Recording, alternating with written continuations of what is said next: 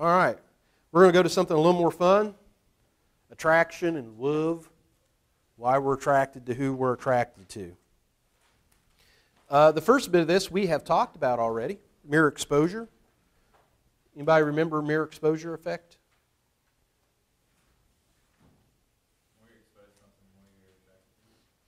Yeah, just it's the card study with the yearbook pictures, and the likelihood that if you've seen somebody quite a bit, you're more likely to think they're attractive than if you're seeing them for the first time. Proximity is also an important feature in who you're likely to be attracted to. You are more likely to develop a romantic relationship with an AUM student than a, say, Faulkner student, and more likely to develop a relationship with a Faulkner student than a UCLA student, just on the simple predictive factor of how close you are to each other physically. It is very difficult to develop relationships with people who you're not around. So proximity is an important piece. From an evolutionary perspective, there is a researcher whose name is Buss, who says that there are reasons that women like the type of men that they like, and that men like the type of women they like, or men like the type of women they like. Health and vigor is certainly important. We tend to like people who look healthier than those who look unhealthier. Women tend to like young and vigorous young ladies, which is thought to be just because that youth and vigor represents the ability to have healthier babies. Women tend to like men who have the ability to secure resources. And why would this make sense? Well, if you think about it from an evolutionary perspective, men and women are looking at different, they're operating really on different fields. Men have very little at risk in terms of having a sexual encounter that leads to mating, a mating that leads to a child. Because we can have more than one child at a time. If you're a female, unless you have a time machine, you're investing 9 months on the front end to this child, and then another dozen years at least after, if you're thinking in terms of hunter-gatherers. So if you're a female, you want to be very careful about selection of mates. And you want to look for mates who have the ability to provide resources over time. If you are a male, the situation is very different. It's a very short-term commitment, right? At least possibly. And you can be less selective in partners in terms of the long-term picture. So there are evolutionary bits to this. There's a great study that was done. The author escapes my memory right now. But women were asked to rate pictures in terms of attractiveness of men. And what they had done is they morphed essentially the same guy across a series of photographs from being very masculine to more effeminate. And they asked the woman, well, who's more attractive? Now here's what was interesting. 3 weeks out of the month, the females rated the more feminine looking guy as attractive. 1 week out of the month, the masculine guy was more attractive. It's True story. Kind of makes sense if you follow the hormonal flow of things. And, you know, there's other studies that are interesting, tracking how women's dress style changes over the course of the month. So, you know, we are biological creatures, and these things do drive our behavior. There's definitely evolutionary reasons to.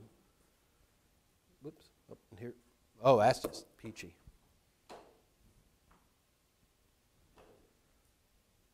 My whole day's been like this. Except my computer is taking like 5 minutes to do anything.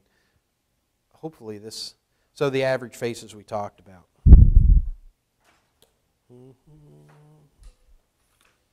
And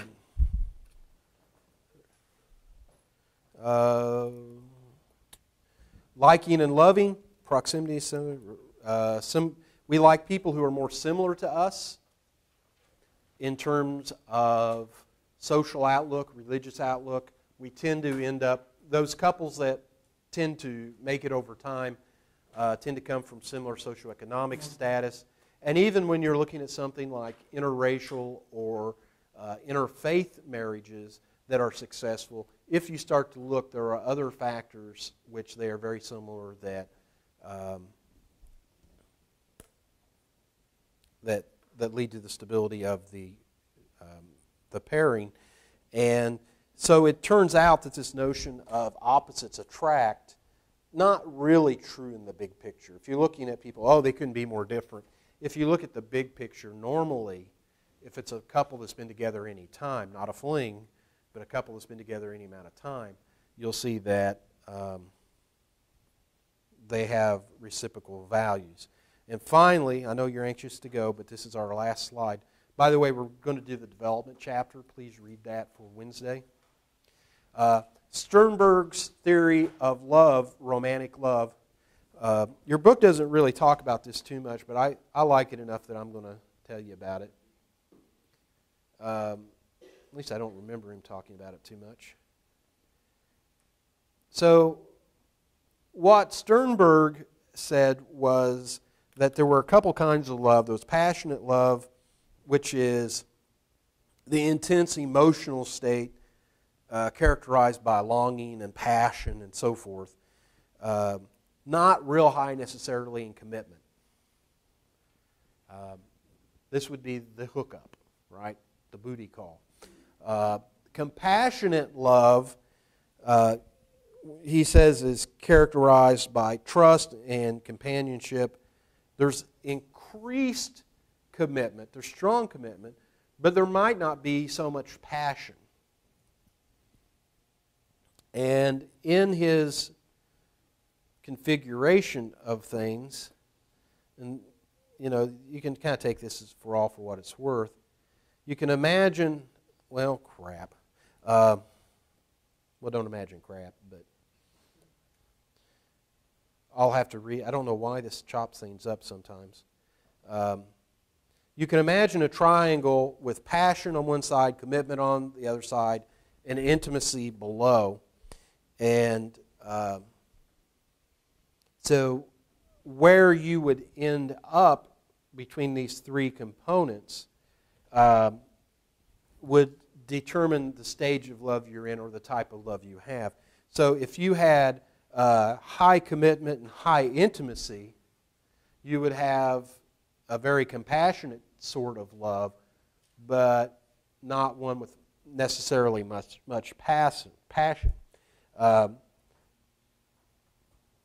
If you were just on the passion side, you could have no commitment or intimacy. So anyway, what you have is, you can imagine if you have this triangle, you can kind of piece out different types of relationships that you've been in or have seen and understand kind of how they go. I'm not going to test you to pieces on this. It's just kind of an interesting thing for you.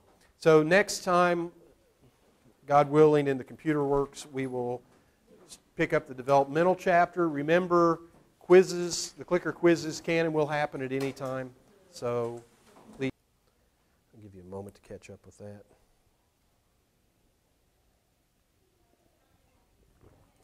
And we go to 1:30, is that right?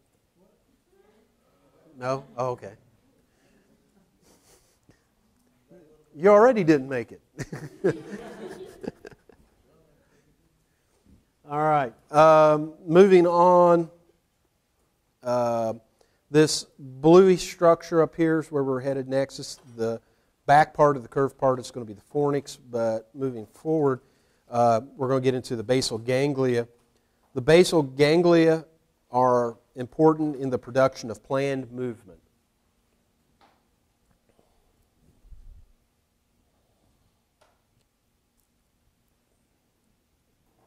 So if you have somebody with Parkinson's disease, this is going to be the area that is affected.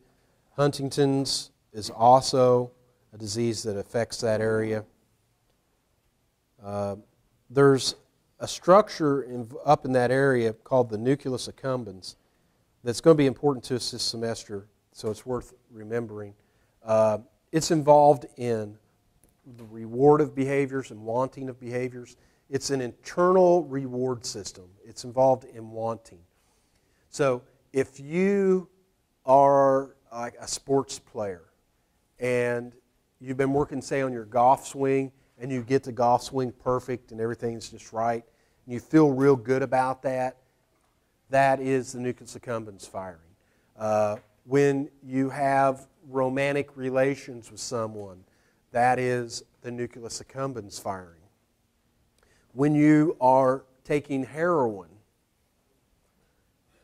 that is the nucleus accumbens firing. And now here's a fascinating little fact for you. I think we have a few more minutes. Your brain on heroin, if you inject heroin, we put you in a functional MRI, we'll see what your brain looks like, what part of your brains are lit up. If you are in love and we put you in a functional MRI, the same areas of your brain are lit up. Because what's going on with the drugs of abuse is they're lighting up, they're short-circuiting the process to reward. So you don't have to go through the effort of doing something to get the reward. So in this respect, being in love is much like being on drugs. And it should explain much of the behavior that you see in others and maybe even in yourself when you're in love. So on that happy note about love, I will